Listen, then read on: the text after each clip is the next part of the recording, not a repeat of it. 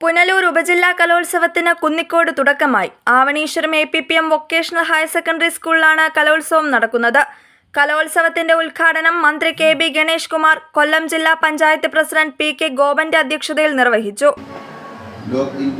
ഏഷ്യയിലെ തന്നെ ഏറ്റവും വലിയൊരു കലോത്സവത്തിന്റെ തുടക്കം കുറിക്കുകയാണ്. ഏഷ്യയിലെന്ന് പറഞ്ഞാൽ നമ്മളൊന്ന് ആഴത്തിൽ ചിന്തിച്ചാൽ ലോകത്തെ തന്നെ ഏറ്റവും വലിയ വിദ്യാർത്ഥികളുടെ കലോത്സവമാണ് കേരളത്തിൻ്റെ സംസ്ഥാന കലോത്സവം, സ്കൂൾ കലോത്സവം. അതിനെ തുടക്കം കുറിക്കുന്നത് ഉപജില്ലകളിൽ നിന്നാണ്. നമ്മുടെ സ്കൂളുകളിലെ മത്സരങ്ങൾക്ക് ശേഷം അവിടെ മികച്ച വിജയം നേടിയ കുഞ്ഞുങ്ങൾ ഇവിടെ മാറ്റൊരുക്കുകയാണ്. ഈ വേദി ഒഴിച്ച് എല്ലാ വേദികളിലും മത്സരങ്ങൾ ആരംഭിച്ചു കഴിഞ്ഞു. ഇത് രണ്ടാം ദിവസമാണെങ്കിലും എന്താണ് ഉദ്ഘാടനം വെച്ചിരിക്കുന്നത്. എങ്കിലും വളരെ നല്ല രീതിയിൽ നമ്മുടെ കലോത്സവം നടക്കും. നീതിപൂർവമായ ജഡ്ജ്മെൻറ്റുകളിലൂടെ യഥാർത്ഥ കലാകാരനെയും കലാകാരിയെയും തിരിച്ചറിയാൻ നമുക്ക് കഴിയും. ഒരു കുഞ്ഞിൻ്റെ ജീവിതത്തിൽ ഏതാണ്ട് പ്രധാനപ്പെട്ട ആദ്യത്തെ മത്സരമാണ്.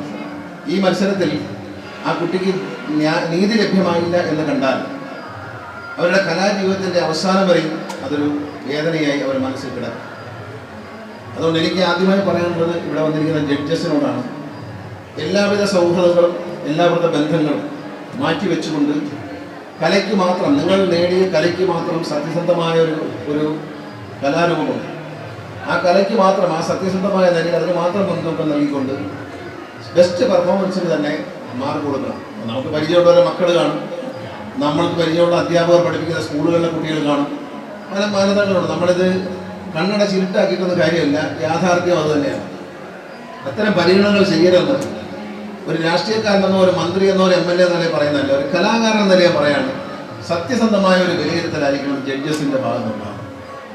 അതിൽ വിട്ടുവീഴ്ച ചെയ്യാതെ നിങ്ങളൊരു നീതികേട് കാണിച്ചാൽ അതൊരു പക്ഷേ ലോകം അറിയപ്പെടുന്ന ഒരു കലാകാരൻ്റെയോ കലാകാരികളുടെയോ വളർച്ചയുടെ തുടക്കത്തിൽ തന്നെ അവരുടെ കഴുത്തിൽ കത്തിവെക്കുന്ന ദ്രോഹമാണ് ചെയ്യുന്നത് എന്നുള്ളത്. അതുകൊണ്ട് ആരെങ്കിലും മനസ്സിൽ എന്തെങ്കിലും പരിഗണനയുമായി ഇവിടെ വന്നിട്ടുണ്ടെങ്കിൽ ഒരു കലാകാരൻ്റെ, ഇവിടെ ഇരിക്കുന്ന ജഡ്ജസായിട്ട് വന്നതിനേക്കാളും സീനിയോറിറ്റിയുള്ള കലാകാരനാണ്